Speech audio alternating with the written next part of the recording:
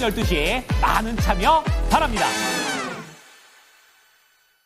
네, 오늘도 여러분들의 경제적 자유를 위해서 한 발짝 다가가는 저는 이대리 이윤지입니다. 오늘 양대 증시 보합권 수준에서 거래를 마쳤고요. 거래 대금도 상당히 많이 줄어들었습니다. 트럼프 대통령의 표적 관세에 대한 경계감, 31일부터 재개되는 공매도에 대한 우려감, 거기에다가 정치적인 이벤트도 앞두고 있는 만큼 시장은 조금 잠잠하게 흘러갔다라고 보시면 좋을 것 같은데요. 그 가운데 시장의 중심이 된 세 가지 키워드 담아봤습니다. 첫 번째 수익 봉투의 키워드부터 바로 한번 뜯어보시죠. 네, 첫 번째 키워드는 오랜만에 시원하게 오른 자동차 종목들에 대한 이야기 챙겨보도록 하겠습니다. 일단은 현대차와 기아 이 두 종목 모두 3%대 시원하게 반등하면서 거래를 마쳤는데 지난주부터 꾸준히 언급됐던 부분이 이 자동차 종목들로 외국인과 기관의 수급이 연이어서 들어오고 있다라는 점이었습니다. 3월 한 달 동안 좀 주가 흐름을 살펴봤을 때 이 현대차와 기아의 외국인과 기관의 수급에 순매수세가 상당히 많이 들어오고 있다는 점 아실 수가 있는데요. 오늘 같은 경우에는 자동차 부품주 중에서도 무려 3가지 종목이나 10%가 넘는 두 자릿수대 급등세를 나타냈다는 점, 전반적으로 빨간불을 켰습니다. 그 이유가 그동안 이 자동차 산업 자체가 관세에 대한 우려감이 상당했는데요. 특별히 자동차나 이 반도체 부분에는 관세에 대한 리스크가 조금 줄어들었다라는 월스트리트 저널의 보도에 따라서 영향을 받으면서 오늘 전반적으로 빨간불을 가득 들어오게 됐습니다. 이 자동차 종목들 오랜만에 시원하게 반등이 나왔는데 현대차와 기아의 판매량도 많이 늘었다라는 소식도 긍정적인 영향을 끼쳤거든요. 이에 대한 내용까지 챙겨보도록 하겠습니다. 두 번째 수익 봉투의 키워드도 살펴보시죠. 네, 오후장에 좀 크게 올라간 섹터가 바로 이 해운 섹터가 아닐까 싶은데요. 트럼프 대통령이 중국산 선박에 거액의 입항료를 물리겠다는 점이 다시 한번 시장에서 부각이 됐습니다. 공청회를 통해서 업계의 의견을 수렴한 이후에 대통령의 행정서명이 진행될 예정이다라는 점이 시장에서 부각을 받았고요. 이 과정에서 국내 해운업계가 반사이익을 누릴 수도 있다라는 점이 긍정적인 영향을 끼쳤습니다. 해운 종목 중에서는 에스텍스 그린로직스가 상한가로 거래를 마쳤고 나머지 종목들도 전반적으로 빨간불을 켠 가운데 해운 종목들 어떤 트레이딩 전략이 필요한지 이 시간 체크해 보도록 하겠습니다. 마지막 수익 봉투의 키워드도 살펴보시죠. 오늘 중국 소비 관련된 종목들이 시원하게 올랐습니다. 21일 한중 외교장관 회담이 진행이 되었는데 이 과정에서 한한령 해제에 대한 기대감이 다시 한번 시장에 불었습니다. 정부가 3분기에는 중국 단체 관광객에게 한시적으로 비자를 면제하겠다라는 내용이 보도가 되기도 했었고요. 중국 자체 내에서 요새 인기가 있는 드라마 폭삭 소가수다 이에 대한 인기가 꾸준히 올라가고 있다고 합니다. 그렇기 때문에 컨텐츠에 대한 소비도 늘어나고 있고 여행객들도 꾸준히 늘어날 것이다 라는 소식이 시장에서 좀 긍정적인 영향을 받았거든요. 중국 소비 관련된 종목들의 트렌드도 이야기 체크해 보도록 하겠습니다. 네, 세 가지 수익 봉투 뜯어봤습니다. 이에 대한 멘토님의 의견 챙겨보도록 하겠고요. 주식 강좌와 추천 종목들까지 다 풀어드리겠습니다. 지금 출발합니다.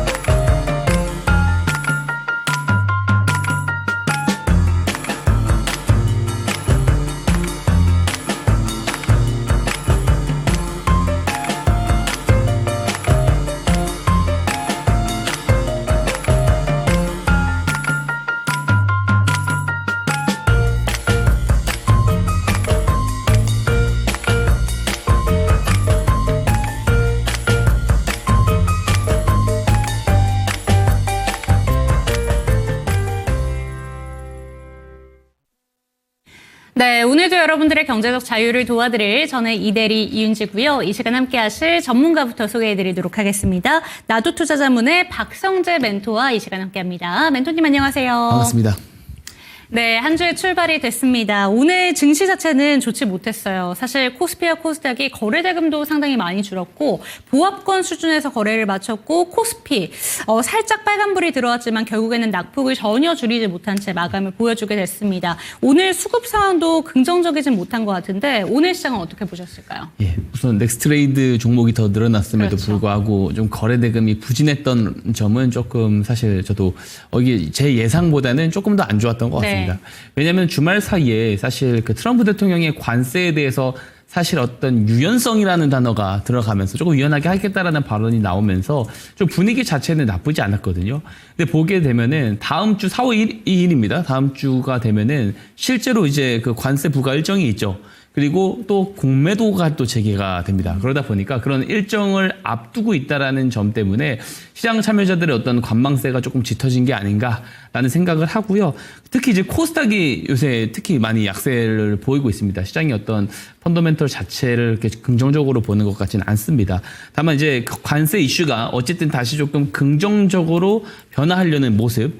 그리고 헌재 일정이 이제는 곧 있으면 또 지나갈 겁니다. 그죠? 그리고 이제 공매도 재개가 실제로 지나가게 되면은 어떤 재료에 대한 일정을 소화했다라는 측면 때문에 시장이 조금 반발 매수세가 들어올 가능성은 저는 있다라고 봐요. 왜냐하면 이런 것들을 걱정하고 있기 때문에 지금 시장 지수에 다 저는 반영이 되고 있다라고 생각을 하거든요.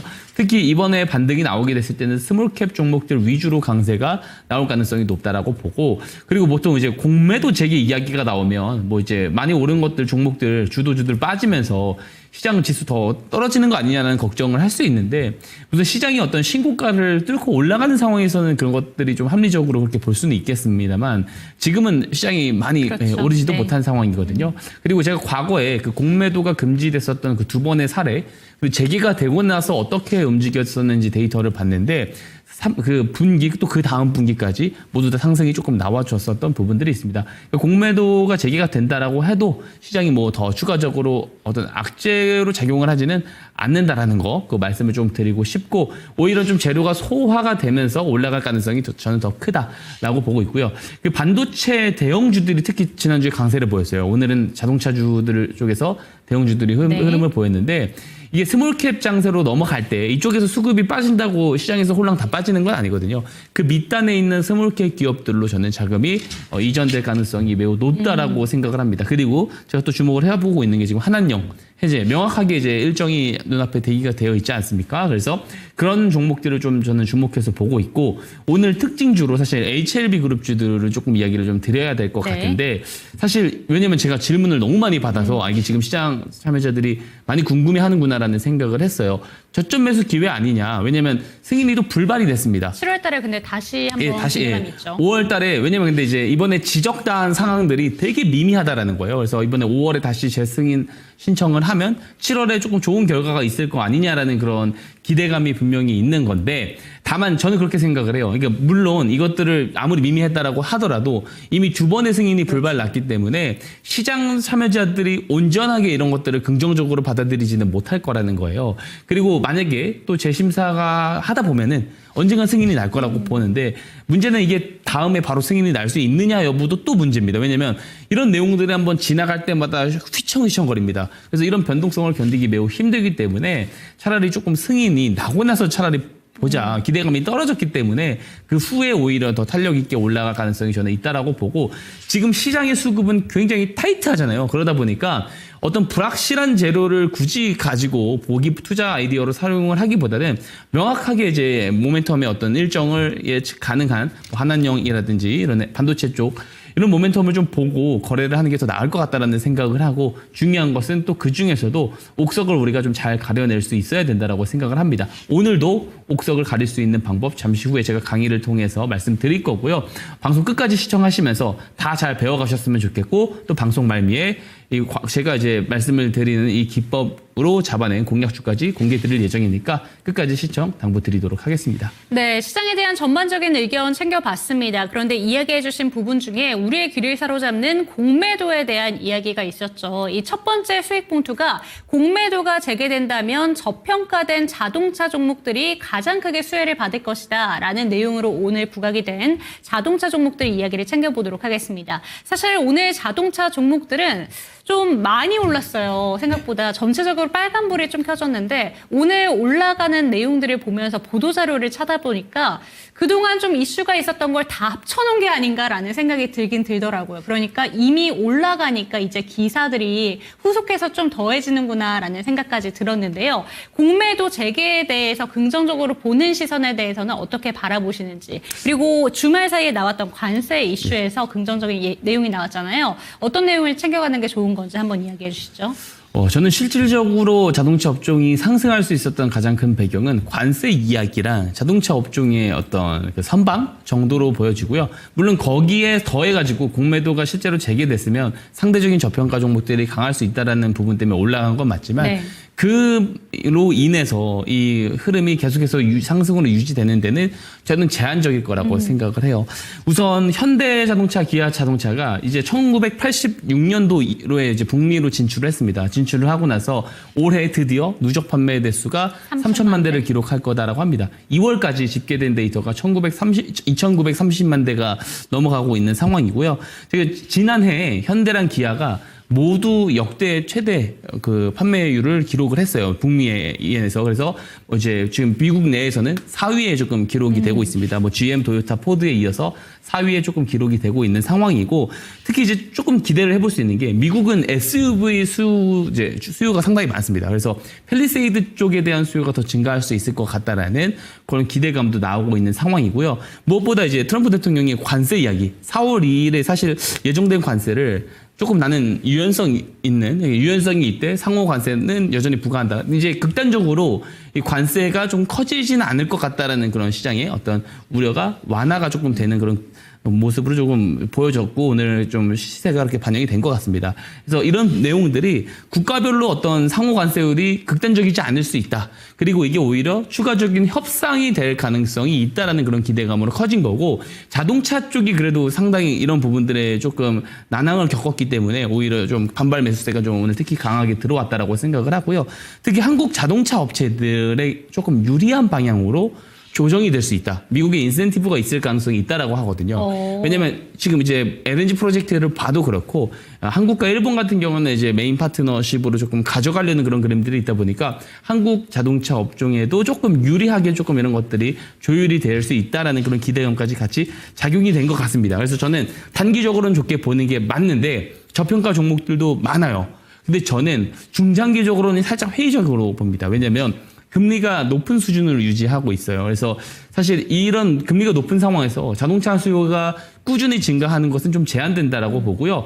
미국의 경기는 저는 급격한 침체로 갈 것 같지는 않고 되게 조금 골디락스 형태로 낮은 침체가 올 거라고 생각을 하거든요. 그러니까 높은 금리 수준이 계속 유지는 될 거예요. 다만 그렇기 때문에 점진적으로 저는 수요가 줄어갈 거라고 봅니다. 그래서 급진적으로 뭐 실적이 떨어지거나 그러지는 않을 것 같은데 점진적으로 조금 줄어가는 모습들 때문에 아마 주가가 조금 쉽게 부양되기는 조금 힘들지 않을까라는 생각을 하고, 관세에 대한 이야기가 사실 트럼프 정권이 출범한 지 2개월 만에 부과를 한다 했다가 유예를 한다고 했다가 말이 지금 너무 많이 바뀌어요. 예, 그런 상황에서 또 어떤 이야기가 나올지 모르기 때문에 단기적으로는 우선 조금 숨통이 트였다 정도로 보고 조금 더 올라갈 여지는 있는데 중장기적으로 계속 긍정적으로 보고 있지는 않습니다. 네, 관세에 대한 부분에 있어서 좀 질문이 있습니다. 일단 자동차와 관련된 자동차나 의약품 그리고 반도체 품목 관세에 대해서는 일단 보류 의견이 나왔지만 일단 더티 15 국가에만 좀 상호 관세를 부과하겠다. 그리고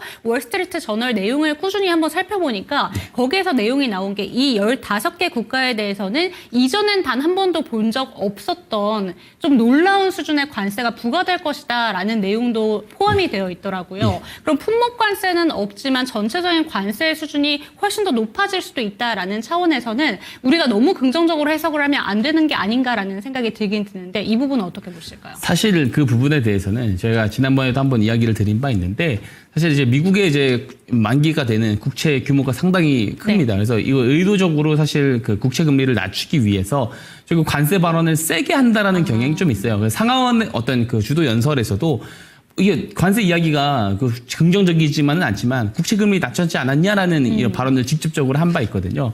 그리고 이제 스콧 베센트 같은 재무장관 같은 경우는 더티 국가뿐만 아니고 언제든지 또 관세를 부과할 수 있다라는 말들을 했기 때문에 말이 어떻게 바뀔지 알 수 없습니다. 그래서 미국의 국채 만기 리파이낸싱 이것들이 확고히 지나가고 나서 발언이 조금 유하게 바뀔 수는 있지만 그 전까지는 계속해서 내용이 흔들릴 것 같습니다. 그래서 협상 카드로 이 관세 카드를 이용하고 있기 때문에 우리는 늘 경계감을 갖고 가야 될 것 같습니다. 그렇기 때문에 오늘 관세에 대한 내용으로 자동차 종목들 긍정적인 평가를 받았지만 마냥 긍정적인 시선만 유지해서는 안 된다라는 점도 챙겨가셨으면 좋겠습니다. 두 번째 키워드 넘어가 보도록 할게요. 오후장의 주인공이 바로 해운 섹터가 아니었나라는 생각이 듭니다. 상한가 종목이 한 종목 나오기도 했고 오늘 한두 종목을 제외하고는 다 빨간불을 켰거든요. 해운 관련된 종목들이 이제 공청회를 앞두고 강세가 이어졌는데 어떻게 챙겨가는 게 좋을까요? 예, 우선 그 미국 무역대표부가 24일에서 26일에 공청회를 엽니다. 여기에서 이제 정책 제안, 중국의 해양물류 조선 그리고 해상운임 수수료에 대한 이제 어떤 정책 제안에 대한 이야기들을 한다라고 하고요. 그럼 이제 지난번에 이야기했었던 선사 선박에 부과하는 그 수수료에 대한 내용이 국제적으로 윤곽이 좀 드러날 거라고 생각을 하고 당연히 거기에 대한 반사수혜를 받을 수 있는 국가가 한국이다라고 생각을 합니다.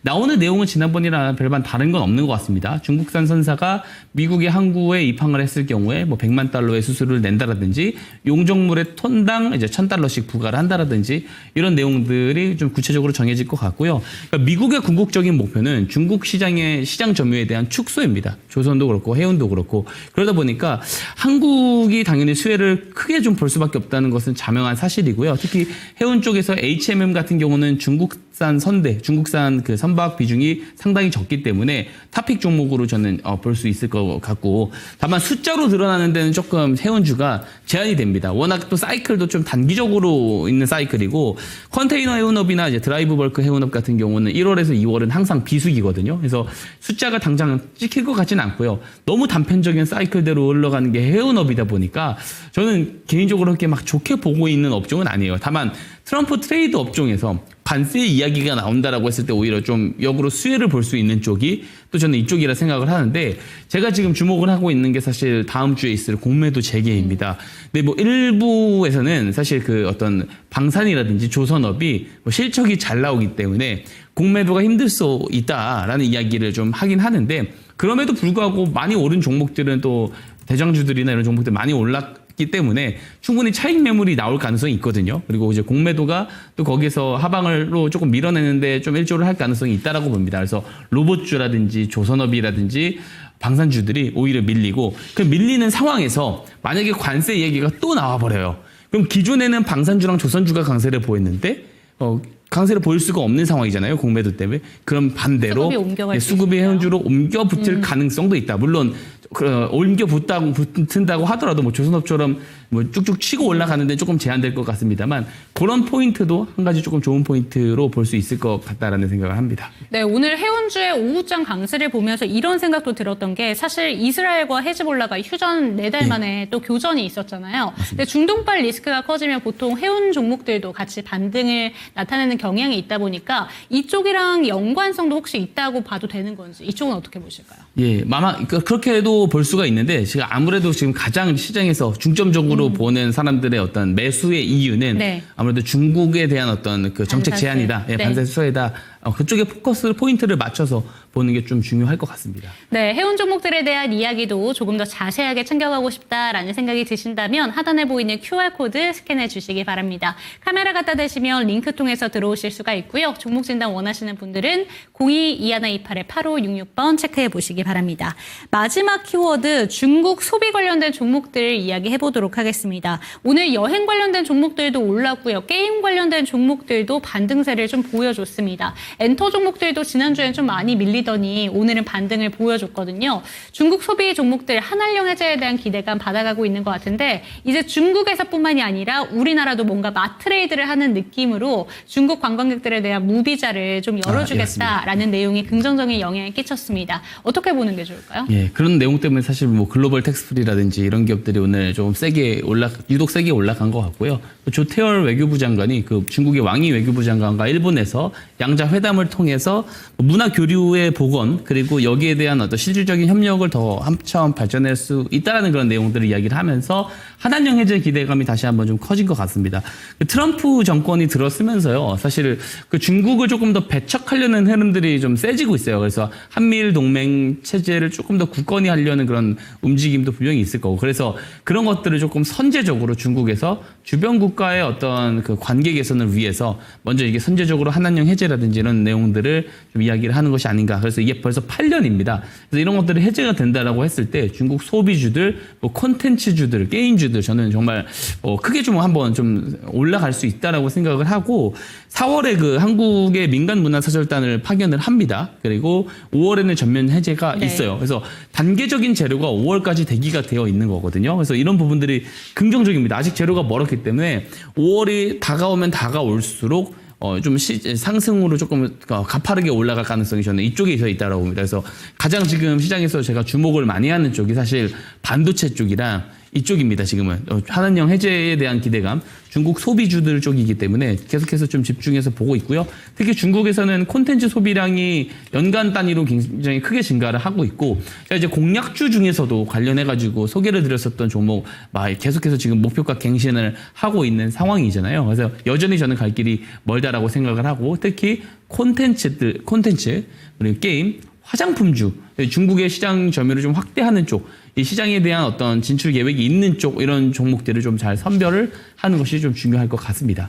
네, 중국 소비 관련된 종목들도 이야기 챙겨봤습니다. 이벤트 전략에 맞춰서 잘 대비해 보시면 좋겠다라는 점 챙겨가셨으면 좋겠고요. 조금 더 자세한 전략에 대해서는 QR코드 스캔하시고 들어오시기 바랍니다. 화면으로 만나보시죠.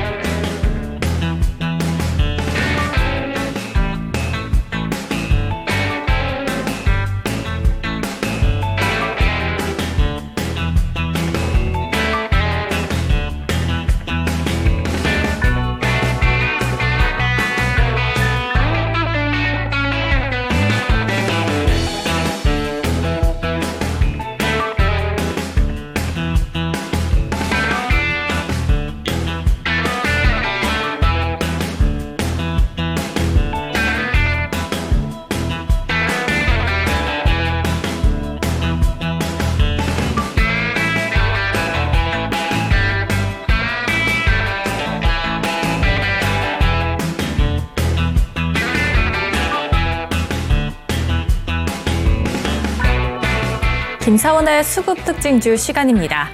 지난주 우리 시장을 이끌던 반도체주들의 약세가 보였던 오늘 코스피와 코스닥은 양대 지수가 희비가 살짝은 엇갈렸습니다. 그럼에도 불구하고 우리 장에 또 주인공이 있었죠. 바로 자동차주였는데요. 오늘 코스피 2632선에서 소폭 빠졌고요. 코스닥은 720선에서 상승으로 장을 마감했습니다. 오늘 장 특징주도 함께 살펴보도록 하시죠. 먼저 외국인이 담아갔었던 종목 먼저 살펴보도록 하겠습니다. 코스피에서 오늘 외국인이 담아갔었던 1등 종목, 바로 말도 많고 탈도 많은 종목입니다. 하나 에어로스페이스인데요. 오늘 장에서 반등세를 보여줬습니다. 7.48%의 급등세로 다시 외국인의 순매수 1등 자리를 차지하게 된 하나 에어로스페이스입니다. 하나 에어로스페이스 지난주에 대규모 유상증자 소식이 함께 들리게 되면서 하나 그룹주들을 포함해서 모두 일제히 하락세를 보였던 그런 종목이었는데요. 하나 에어로스페이스 다시금 이 방산주의 강한 매수세가 유입됨에 따라 이 7.48%의 급상승세로 장을 마감하게 됐습니다. 또 하나 에어로스페이스를 포함한 방산주들, 이 미국과 중국의 차세대 전투기 공개 속에서 수혜주로 부각이 되기 시작을 했습니다. 미국에서 공개를 하게 됐던 F-47이 또 공개를 하게 됐고요. 그 전에 또 중국에서도 6세대 전투기를 발표하게 되면서 이 전투기 경쟁에 대한 부분이 본격화되는 것이 아니냐라는 전망들이 나오기 시작했는데요. 이에 따라 순매수 상위 종목 하나 에어로스페이스를 포함한 오늘 기관에서도 방산 종목들로 담아갔다는 점을 함께 체크를 하셔야 되겠습니다. 다음으로는 현대차와 현대모비스 그리고 기아까지 함께 보겠습니다. 이 현대차 같은 경우에 3.90%, 모비스는 4.88%의 상승세인데요. 오늘 신고가를 쓰기도 했습니다. 마찬가지로 현대차, 현대모비스, 기아는 기관에서도 함께 담아갔는데 오늘 주인공이라고 할 수 있었죠. 이 미국의 관세 발표 임박 속에 이 품목 관세로 들어간다라는 소식이 함께 들어왔습니다. 또 관세 유예에 대한 부분이 현실화되는 것이 아니냐라는 기대감에 함께 담아가는 모습을 보였습니다. 오늘 장에서의 자동차 부품주들도 굉장히 잘 갔다는 점도 함께 체크를 하셔야 되겠습니다. 매도세도 함께 보시죠. 저번 주장 계속해서 상승 랠리를 달리던 이 삼성전자 오늘 강한 매도세가 출회가 됐고요. 포스코홀딩스, KB금융, 두산에너빌리티와 삼성전자 우선주까지 강한 매도세 출회됨을 확인할 수 있었습니다. 기관에서도 함께 살펴보도록 하시죠. 오늘 기관에서도 담아갔었던 종목 자동차 부품, 그러니까 자동차주들로의 강한 수급이 유입이 됐습니다. 오늘 장의 주인공이라고 할 수 있었을 텐데요. 가장 상단에 이름 올리고 있죠. 현대차와 기아 그리고 현대모비스까지 확인이 가능합니다. KB금융에 대해서도 기관은 계속해서 순매수세를 보내고 있는데요. 무려 7거래일째 담아가고 있다는 점도 함께 체크를 하셔야 되겠습니다. 매도세도 함께 보시죠. 오늘 외국인과 기관의 시선은 다소 엇갈렸습니다. 하나 에어로스페이스에 대한 강한 매도세를 출회했고요. 카카오, 포스코홀딩스, 삼성전자 마찬가지로 동반 매도했습니다. 네이버까지 확인 가능합니다. 다음은 코스닥도 함께 살펴보도록 하시죠. 먼저 외국인이 담아갔었던 종목입니다. 네, 오늘 외국인이 담아갔었던 종목, 개별 이슈로 움직였었던 제약바이오주들을 선택을 했습니다. 또 마찬가지로 레인보우 로보틱스나 고용에 대한 로봇주들에 대해서도 강한 수급이 또 유입됐는데요. 코스닥에서도 함께 확인해 보도록 하시죠. 네, 마찬가지로 오늘 기관에서도 제약바이오주들을 또 선택을 했습니다만 또 추가로 눈에 띄었던 종목군들이 바로 한알령 해제에 대한 기대감으로 움직였었던 소비주들입니다. 특히 그중에서도 화장품주, K뷰티 관련주들의 행보가 눈에 띄었었는데요. 함께 확인해 보도록 하시죠. 네, 코스닥 외국인 상위 종목에 바이넥스 이름 올리고 있습니다. 10.16%의 상승세고요. 젠백스도 강한 수급이 유입됐다는 점 함께 체크를 하셔야 되겠습니다. 레인보우 로보틱스에 대해서 외국인은 오늘도 담아갔다는 점, 3거래일째 담고 있다는 점은 함께 체크를 하셔야 되겠고요. 매도세도 함께 보시죠. 에코프로 BM과 에코프로 함께 팔고 있는 외국인입니다. 3.39%, 1.96% 파란불 켜면서 마감했다는 점도 함께 체크를 하셔야 되겠습니다. HLB에 대해서는 또 반등세가 들어오고 있습니다. 순 매도 종목으로 15.48% 강한 매도세를 출회했지만 HLB는 반등을 보여줬다는 점도 함께 체크를 하셔야 되겠습니다. 기관에서도 함께 살펴보도록 하시죠. 순매수 상위 종목으로 이름 올리고 있는 파마리서치 오늘 보합에서 장을 마쳤습니다만 강한 수급이 유입됐다는 점 함께 체크를 하셔야 될 것 같고요. 실리콘투도 함께 체크하셔야 되겠습니다. YG엔터테인먼트에 대한 매수세도 계속해서 유입되고 있다는 점 함께 체크를 하시면 될 것 같고요. 매도세 함께 보시면 더즌입니다. 10.22% 오늘 상장한 종목입니다. 이 기업 금융권 솔루션 기업이라고 하는데요. 10.22% 오늘 하락으로 장을 마쳤습니다. 기관은 오늘도 신규 상장주에 대해서는 당일날 강한 매도세를 출회했다는 점 함께 체크를 하셔야 될 것 같고요. 에코프로 BM, 레인보우 로보틱스, VT와 HLB에 대해서는 강한 매도세를 출회했다는 점도 함께 체크하셔야 되겠습니다. 이상 김사원의 수급 특징주 시간이었습니다.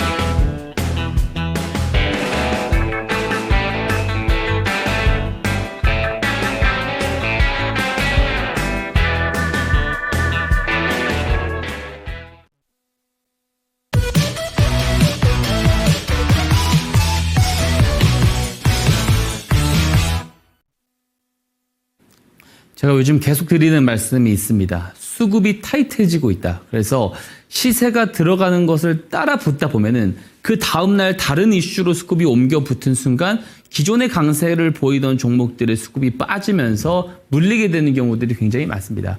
그래서 미리 우리가 저점에서 선점할 수 있는 능력을 갖추어야 됩니다. 자, 그 방법, 옥석 가릴 수 있는 방법 하나 또 소개해 드리겠습니다. 바로 스마트머니 기법입니다. 이 기법을 가지고 나와서 이제 설명한 지 아직 4개월이 안 됐습니다. 근데 충분히 이 기간 동안에 저는 증명을 오랫동안 드리고 있다라고 생각을 합니다. 자, 어떤 기법이냐? 똑똑한 돈, 스마트머니를 잡아내는 기법이죠. 자, 똑똑한 돈은 우리가 어떤 돈을 똑똑한 돈이라고 하죠? 개인 투자자들의 무분별한 매수 자금을 똑똑한 돈이라고 하지 않습니다. 개인 투자자들이 아직 알지 못하는 정보와 재료들이 있을 것이고 그 정보와 재료들을 저점에서 이용을 해서 저점에서 매집할 때 들어오는 돈, 그 돈을 스마트머니라고 하고요. 이것을 잡아서 같이 매수를 해서 수익을 내는 기법이 스마트머니 기법이다라고 보시면 됩니다. 자, 당연히 스마트머니는 언제 잡아야 돼요? 뉴스보다 먼저 잡아낼 수 있어야 됩니다. 당연하죠. 우리한테 제공이 되기 전에, 정보가 제공이 되기 전에 그 정보를 이용한 매집 자금을 잡아내야 되기 때문에 그렇습니다. 어떻게 잡아낼까요? 제가 스마트머니 신호라는 것을 만들어 놓았습니다. 실제로 제가 만든 신호가 포착되면 그 이후에 매수를 해서 수익을 내는 간단한 기법이고요. 그럼 제가 만든 이 신호가 뉴스 전에 모든 매집 자금을 한 번에 다 잡아낼 수 있는 거냐? 제가 그렇게 예단을 할 수는 없습니다. 다만 방송을 그래도 며칠 보신 분들은 아실 겁니다. 실제로 스마트머니 신호가 뜬 종목들은 그때부터 추세 흐름이 달라지다가 나중에 뉴스가 나오면서 급등이 나오는 모습들을 제가 충분히 보여드렸어요. 제가요 굉장히 오랫동안 어떤 데이터를 가지고 잘 통계적으로 표준 편차가 낮게 이제 잘 알고리즘을 추출을 했습니다. 단연간에 크게 올랐었던 주식들을 많이 모아놓고 저점에서 어떤 매집의 공통 유형들이 있었는지를 압축해서 추출해낸 신호가 스마트머니 신호예요. 그러다 보니까 실제로 잘 맞아 떨어지는 경우가 많은 겁니다. 그러면은 매매 포인트 한번 설명드리도록 하겠습니다. 제가 요 말씀은 꼭 드리고 항상 넘어가는데요. 좋은 기법이냐 아니면 좋지 않은 기법이냐 이 두 가지를 구별을 하는 요소는 딱 두 가지가 있습니다. 자, 첫 번째는 수익성이에요. 이게 되게 당연해 보이지만 대부분의 개인 투자자분들은요. 수익성을 승률로 조금 오인하는 경우가 있습니다. 실제로 어떤 특정 패턴이 나오고 나서 하락할 확률보다 올라갈 확률이 더 높으면 이게 좋은 수익 모델이다. 이거를 그대로 가지고 사용을 하시다 보면 어떻게 돼요? 여전히 계좌가 마이너스가 납니다. 왜 그러냐면 앞에서도 말씀드렸다시피 승률에 조금 과하게 포커스가 맞춰져 있기 때문에 그렇습니다. 중요한 것은 손익비입니다. 예시를 들어볼게요. 우리가 10종목을 거래를 해요. 10종목 중에 7, 8종목을 이긴다라고 하면은 표면상 되게 좋은 기법처럼 보입니다. 문제는 7, 8종목 이겼을 때 마이너스 2, 3%로 이기다가 2, 3종목 졌을 때 마이너스 10%로 진다면 어때요? 이거 좋은 수익성이 나오는 모델로 볼 수가 없는 겁니다. 중요한 것은 승률이 50%밖에 되지 않다고 하더라도 손실 확정을 했을 때 손실 폭보다 수익 확정을 냈을 때 수익 폭이 더 커야지. 이게 바로 승률이 낮아도 좋은 수익성을 갖는 좋은 기법이라고 볼 수 있습니다. 그래서 스마트머니 기법은 승률보다는 손익비에 포커스가 많이 맞춰져 있고요. 손익비가 매우 좋은 기법이라고 볼 수 있습니다. 두 번째, 간단해야 돼요. 예, 아무리 좋은 기법이라 하더라도 매매 방법론이 복잡하면은 매매 횟수를 반복하면 반복할수록 어떻게 돼요? 실수할 빈도가 올라갑니다. 스마트머니 기법이 얼마나 간단한지 이 페이지를 통해서 설명드릴게요. 우선 일봉 차트에 이 스마트머니 신호를 등록을 해야 됩니다. 자, 등록을 하면 포착이 되는 날이 있어요. 이 스마트머니 신호는 잠시 후에 무료로 다 받아가실 수 있는 방법 안내 도와드립니다. 우선 신호가 포착됩니다. 포착된 날을 저는 이렇게 이야기합니다. 주포들의 매집이 시작된 날이다. 자, 시작이 되면은 당연히 이후의 흐름이 확 바뀌어야 되잖아요. 실제로 신호가 포착되고 나서부터 거래량이 급증을 합니다. 자, 왜 이런 현상들이 벌어지냐면, 자, 시작일 하루 만에 많은 물량을 매집하는데 제한되겠죠. 근데 시작을 했으면 더 추가적으로 매집을 해야 되잖아요. 그래서 포착일로부터 거래량이 갑자기 늘어나기 시작하는 거예요. 그러다가 나중에 뉴스가 나오면서 올라가는데, 그럼 우리는 어디에서 매수를 할 수 있느냐? 우선 포착 후 조정 시 기준봉 저점에서 매수를 할 수 있습니다. 무슨 말이냐? 자, 신호가 포착이 됩니다. 포착된 날 캔들이 있을 거예요. 그 캔들 저점 지점까지 조정이 나왔을 때 매수를 할 수 있다는 거예요. 근데 저점 매수 방법이라 좋긴 한데 기회를 안 주고 바로 올라가는 경우도 많아요. 그래서 신호포착일 종가에 매수를 하거나 혹은 신호포착일 나중에 고점을 돌파를 했을 때 매수를 해도 됩니다. 근데 이 방법도 복잡하다라고 하시는 분들이 있습니다. 그래서 그런 분들은 잊어버리셔도 됩니다. 자, 딱 요 방법만 꼭 기억을 하세요. 신호가 포착이 되죠. 포착일 이전보다 포착일 이후에 거래량이 바로 늘어난다. 그럼 추가적인 매집이 바로 진행되는구나라고 판단을 하고 주가 위치와 상관없이 바로 매수를 할 수 있습니다. 근데 거래량이 바로 늘어나지 않으면 우선 보류를 했다가 추후에 거래량이 늘어날 때 매수를 하면 된다. 이렇게 보시면 좋을 것 같고요. 또 중요한 거 있어요. 앞에서 말씀드린 손익비. 당연히 그래서 손절도 중요하죠. 손절 추세선도 같이 보내드릴 거예요. 그래서 손절 추세선이 이탈하면 과감하게 정리를 하면 됩니다. 자, 이 방법만 숙지를 하면 어떻게 돼요? 손실은 짧게, 수익은 길게 가져갈 수 있는 좋은 기법이 완성이 된다는 겁니다. 자, 다 이해가 안 가시는 분들이 있을 수 있기 때문에 어떤 형식으로 진행되는지 예시 종목을 통해서 설명 이어갈게요. 자, 보통 예시 종목 설명드리면 꼭 이런 말씀을 하시는 분들이 있습니다. 그 결과론적인 거 가지고 이야기하는 거 아니냐라는 분들은요, 제가 했던 방송 다 돌려보시기 바랍니다. 그 스마트머니 기법으로 제가 방송에 나올 때마다 방송 말미에 공략주 소개 드리죠.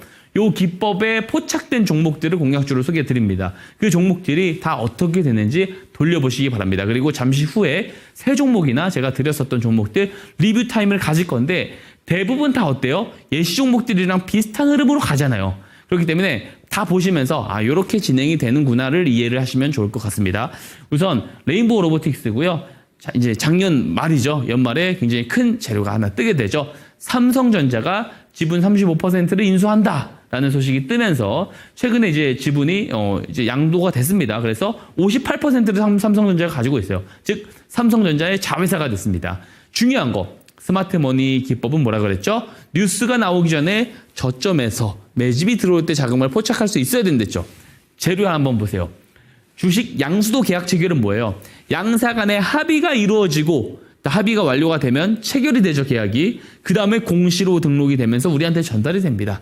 우리는 공시가 나와야 알 수 있지만 회사 내부 관계자들은 협의 과정 중에서 미리 알 수 있는 재료라는 거예요. 그러면 회사 내부 관계자가 주포냐? 함부로 그렇게 특정하진 않습니다.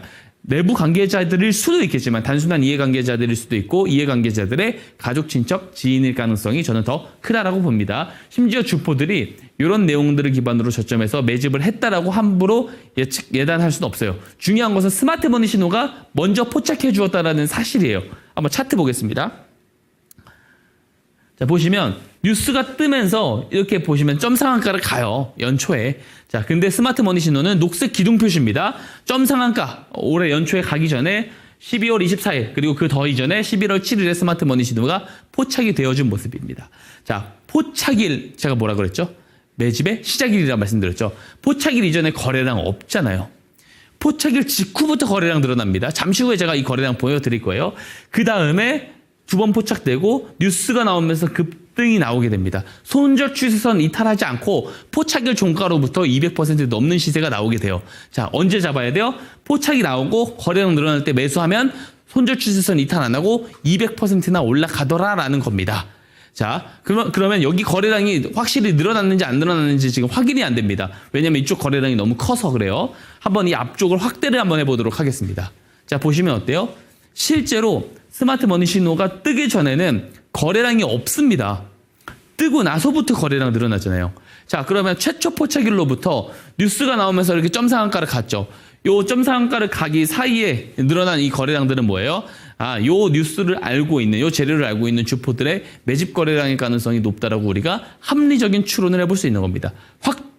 확정을 할 수는 없지만 스마트머니 기법의 논리를 갖다 붙이면 잘 맞아 떨어진다는 거죠. 자, 제가 잠시 후에 제가 이제 공략주를 드렸었던 거 리뷰할 때도 마찬가지지만 다 비슷하게 갑니다. 아무리 좋은 예시 종목을 가지고 설명을 드려도, 그죠? 그리고 아무리 제가 스마트머니 기법을 통한 공략주로 증명을 해드려도 직접 이용을 해보시지 않으면 체감이 안 갑니다. 제발 믿지 말라고 저는 항상 말씀을 드립니다. 이 기법 PDF 파일로 그냥 보내드릴 테니까 그냥 보시고 직접 검증해보세요. 검증되신 만큼만 믿으시고 활용을 해보시면 됩니다. 그리고 한 가지 제가 자료집도 준비를 했습니다. 다음 페이지 한번 보겠습니다. 자, 요즘 같은 시장이 조금 수급이 타이트해지고 있는 상황. 그러니까 시장이 좋을 때는 상관없어요. 시장이 좋을 때는 예를 들어서 한 20일 동안 주가가 상승 추세로 가고 있어요. 그럼 21선이 안 깨는 이상은 계속 올라갑니다. 왜냐? 시장의 유동성이 풍부할 때는요, 사실 뭐 기술적인 차트고 이런 것들이 커다란 의미가 없습니다. 그래서 주도 업종 잘 잡아놓으면 계속 올라가기 때문에 그래요. 근데 지금같이 시장에 어떤 신규 예탁금들이 잘 들어오지 않는 상황에서는 기술적인 기법이 상당히 또 중요합니다. 왜냐하면 옥석을 잘 가릴 수 있는 또 하나의 기준이 되기 때문에 그렇습니다. 그래서 이 화면에 제가 자료집에 한 페이지를 갖고 온 거예요. 어떤 특정한 패턴이 있고 실제 예시 사례가 아래에 있고요. 그리고 어떤 방식으로 작동이 되는지 작동 방식이 있고 또 그 다음 페이지에는 사실 확률적으로 이런 그림이 나왔었을 때 몇 %로 올라갈 가능성이 높은지까지 데이터를 다 종합을 해서 100개의 주가 모델 패턴을 제가 자료집으로 만들어 놨습니다. 이것도 마찬가지로 원하시는 분들에게 무료로 다 제공을 드립니다. 그래서 주식을 처음 하시는 분들, 내가 지금 현재 줄인이다 하시는 분들은요, 기초부터 조금 탄탄히 쌓아가보고 싶다 하시는 분들은 요 100페이지짜리 자료집도 다 보내드리니까요. 한번 좀 신청을 하셔서 다 받아가시면 좋을 것 같습니다. 자, 오늘 강의 여기서 마치도록 하겠습니다.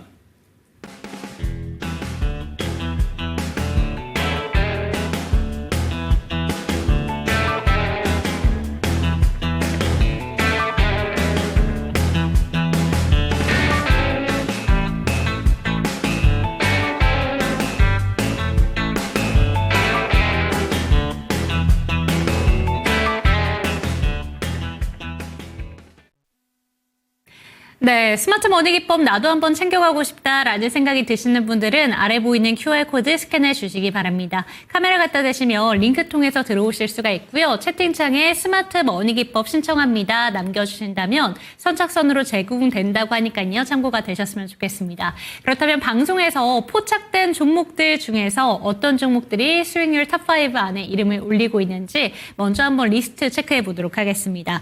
상단에 보이고 있는 종목들 세 가지가 무려 100%가 넘긴 종목인데요. 한화오션과 로보티즈, HFR 지금 100%를 넘겼고요. LS 에코에너지와 신성 델타테크까지 챙겨가셨으면 좋겠습니다. 오늘 첫 번째로 리뷰를 받아볼 종목은 시노펙스 살펴보도록 하겠습니다. 최근에 추천을 받은 종목이었고 3월 달에 들어가서 1차 달성 수익률이 지금 20% 가까이 바라보고 있습니다. 고점 기준으로 8,440원까지 터치가 나왔고 좀 윗꼬리를 뺀다면 지금 계속해서 양봉 올려가고 있는 중인데요. 어떻게 바라보는 게 좋을까요? 저는 그 다음 목표가로 좀 시원하게 좀 높여야 된다 생각합니다. 9,300원까지. 9,300원. 예, 좀 높여도 될 거라고 생각하고요. 한번 올라가면 조금 추세로 조금 올라가는, 쭉 올라가는 그런 특성이 있는 종목이고, 동사 같은 경우는 업사이드 요소들이 좀 있습니다. 기존에 FPCB 쪽에서 매출이 좀 지배적으로 나오는데, 이제는 혈액 여과기 쪽에서 매출이 조금 증가를 할 가능성이 있죠. 그리고 탄소 배출권도 최근에 첫 판매를 성공을 한 바 있습니다. 어쨌든 그 혈액 여과기에 대한 국산화 이슈가 있었고, 여과기의 수출에 대한 MOU를 최근에 좀 체결을 했습니다. 3월 20일에 이 소식이 전해지면서 올라갔던 거고, 근데 공약일은 3월 12일입니다. 네. 자, 공약일 이후에 뉴스가 떴다는 거, 뉴스 이전에 스마트머니 신호가 떴다라는 말이 되겠죠. 한번 차트 한번 보도록 하겠습니다. 자, 보시면은 어때요? 자, 작년 12월 차트부터 가져왔어요. 쭉 옆으로 가다가 스마트머니 신호가 우선 떠요. 떴는데 바로 안 가요. 바로 이제 거래량이 늘어나지 않았기 때문에 우선 보류죠. 거래량이 안 늘어나면. 근데 3월 달부터 거래량이 늘어나기 시작했습니다. 그래서 3월 12일에 공약주를 소개를 드리니까 어때요? 나중에 이렇게 뉴스가 나오면서 급등이 나오고 있는 겁니다. 그래서 저는 갈 길이 멀다라고 보고요. 9,300원까지 충분히 갈 수 있다라는 거고, 이렇게 스마트 머니 신호를 잘 활용하면 이런 게 된다라는 거 매번 제가 증명드리고 있습니다. 꼭 받아가시기를 당부드리겠습니다. 네, 첫 번째 리뷰 종목 살펴봤습니다. 시노펙스에 대해서 2차 목표가 9,300원까지 시원하게 상향해 드렸으니까요. 참고가 되셨으면 좋겠습니다. 두 번째 종목은 오늘 자동차 부품주들이 잘 가면서 SL 한번 체크해 보도록 할게요. 이 종목도 역시나 1차 목표가 달성을 했습니다. 오늘 고점 기준으로 4만 원을 넘겼다가 오늘 종가 기준으로는 38,800원에서 마감을 보여주는데요. 지금 아직까지 넥스트 트레이드 거래소가 진행 중입니다. 그런데 조금 전에 시노펙스도 그렇고 SL 같은 경우에도 지금 이 이 거래소에서도 여전히 좀 빨간불을 켜고 있어요. 지금 SL이 넥스트레이드 거래소에서 2.11% 여전히 상승하고 있는데 이 종목도 목표가 상향 나올까요? 상향을 해드려야 된다라고 생각을 하고 네. 제가 개인적으로 정말 좋은 저평가 종목 중에 좀 몇 가지 종목을 꼽아보라고 하면은 항상 이야기가 나오는 게 사실 SL입니다. 너무 이제 자동차 쪽들은 좀 저평가 종목들이 많이 있어요. 특히 헤드램프 쪽에서는 거의 국내에서는 독점하다시피 하는 기업이기도 하고 또 이제 그 전기차 헤드라이트 쪽에 대한 어떤 매출도 점점 늘어나고 있기 때문에 꾸준히 실적이 좋을 수밖에 없는 데 비해서 주가가 안 갑니다. 실적은 올라가는데 주가만 안 가요. 그래서 현저히 조금 저평가인 그런 종목 중에 하나고 한번 이제 차트를 한번 보겠습니다. 근데 이제 얘는 저평가 종목, 바닥을 기고 있던 종목이 쭉 추세가 하향이 나오다가 스마트 머니 신호가 떠요. 그러니까 주가 추세가 쭉 하향이 나오는 종목들 같은 경우 그 이후에 스마트 머니 신호가 뜨면은 추세가 그때부터 돌아서 올라가는 경우들이 상당히 많습니다. 그래서 항상 이 이야기를 제가 드리는 것 같은데 그래서 요 기점으로부터 정말 추세가 돌아가는 그런 모습들을 볼 수가 있고요. 여전히 어떤 시세가 나오거나 그런 것들이 아니기 때문에 저는 더 올라가야지 된다라고 봐요. 그래서 저는 그 다음 목표가인 45,000원 조금 제시를 한번 드려보도록 하겠습니다. 네, SL도 목표가 상향이 나왔습니다. 45,000원까지 2차 목표가 챙겨가셨으면 좋겠고요. 이 두 가지 종목 모두 아직까지는 1차 목표가 달성이 됐으니까 신규 진입 가능점 가능할까요? 신규 진입 관점 충분히 있다고 봅니다. 네. SL 같은 경우는 매수 가능하다고 보고요. 그리고 저 앞에서 말씀을 드렸었던 시노펙스 같은 경우도 저는 신규 접근 가능하다라고 생각합니다. 네, 지금 못 들고 계신 분들이 있으시다면 지금이라도 관심 가져보셨으면 좋겠고요. 시노펙스도 지금 들고 가신 SL 같은 경우에도 여전히 신규 진입 가능하다는 점 체크가 되셨으면 좋겠습니다. 다음 종목으로 넘어가 보도록 하겠습니다. 유상증자 이슈로 인해서 하나그룹주 지난주 금요일에 많이 밀렸죠. 오늘 같은 경우에는 다시 한번 그룹주 차원에서는 반등이 나왔는데 하나오션 같은 경우에는 사실 장중에는 못 올랐습니다. 보합권으로 거래를 마쳤고 지금 넥스트레이드 거래소에서는 0.14% 빨간불을 켜고 있고요. 그룹주 차원에서도 전반적으로 빨간불이 더 많이 보이고 있습니다. 유증에 대해서는 여전히 논란이 많이 나오고 있지만 그래도 증권사에서는 긍정적인 시선으로 바뀐 쪽도 있고요. 이 하나오션 같은 경우에는 어떻게 보는 게 좋은 건지 저희가 최종적인 목표가로 10만 원을 잡아봤지만 이것도 상당히 보수적으로 잡았다라고 얘기해 주셨잖아요. 맞습니다. 어떻게 보는 게 좋을까요? 여전히 그 관점은 유효하고요. 10만 원을 제가 이제 보수적으로 잡았다. 그러니까 사실 12월 26일에 공약주로 소개를 드리면서 조선업 슈퍼사이클이다라는 이야기했어요. 그래서 스마트 머니 신호가 진짜 사이클의 저점을 잡아낸 거다라고 저는 생각을 해서 말씀을 드린 건데 이 다음에 그 다음날 시가의 매수 의견 들었을 때 37,650원이었습니다. 근데 지금 이제 이미 139%라는 시세가 나왔어요. 상승.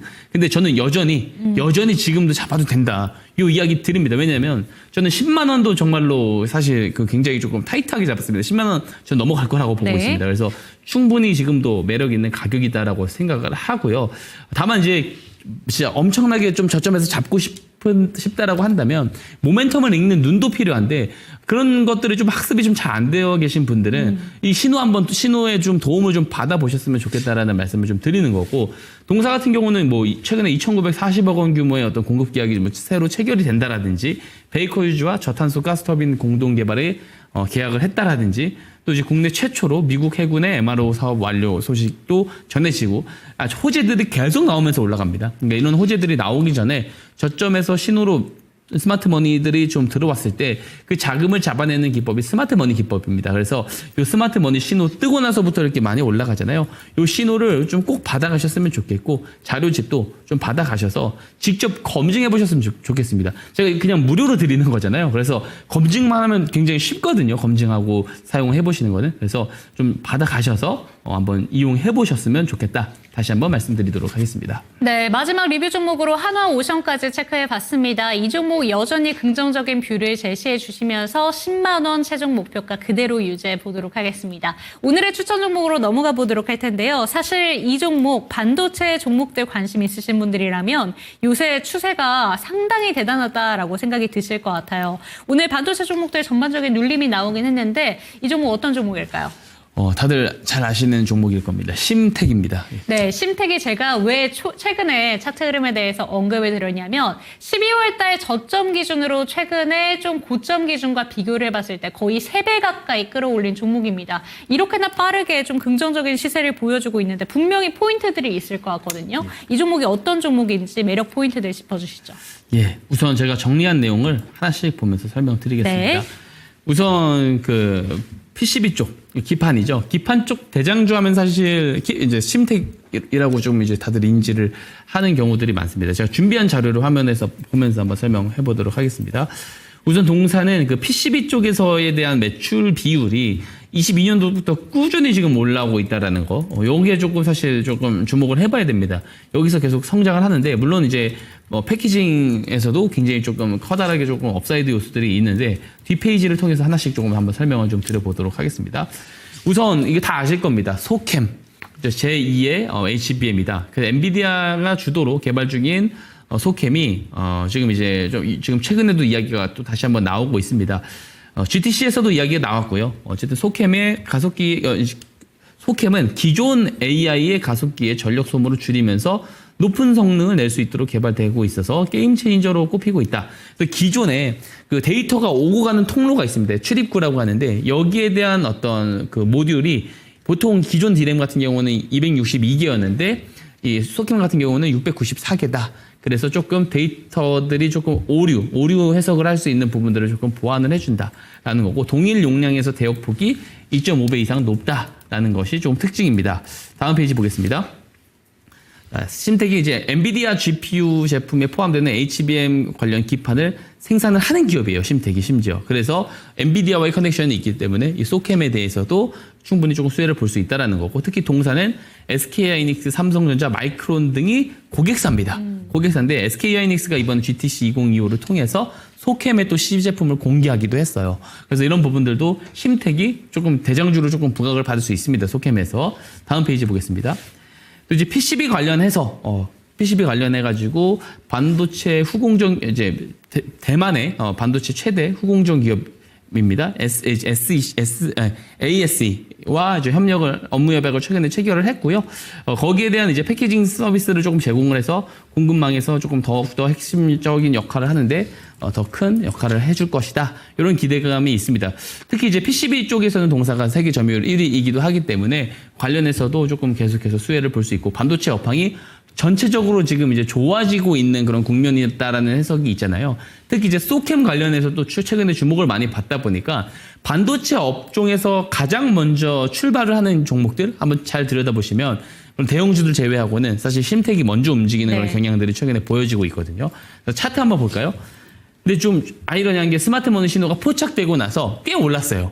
그래서 사실 이 신호를 먼저 갖고 계신 분들이라면 저점에서 먼저 매수할 기회가 있었던 거예요. 근데 장기간 추세를 놓고 보면 아직도 갈 길이 멀었다라는 저는 생각을 합니다. 신호가 포착되고 거래량이 늘어나고 있는 상황이기 때문에 매수 관점으로 보고 있습니다. 전략 말씀드릴게요. 내일 시초가 이하 매수 의견 드리고요. 1차 목표가 27,000원, 손절가 19,000원 제시드리도록 하겠습니다. 네, 오늘의 추천 종목 심택입니다. 이 종목 같은 경우에도 상당히 많이 올랐는데 여기서 또 더 갈 수 있는 가능성이 있다라는 점 짚어주셨거든요. 여러분들의 차트에 이 스마트 머니 기법을 녹이셨다면 이미 수익을 많이 보고 계시지 않을까라는 생각이 드는데요. QR코드 통해서 들어오셨으면 좋겠습니다. 그리고 심택에 대해서는 내일 시초가 이하에서 매수를 해보셔서 목표가로는 27,000원, 손절가 19,000원까지 챙겨가시기 바랍니다. 화면으로 만나보시죠.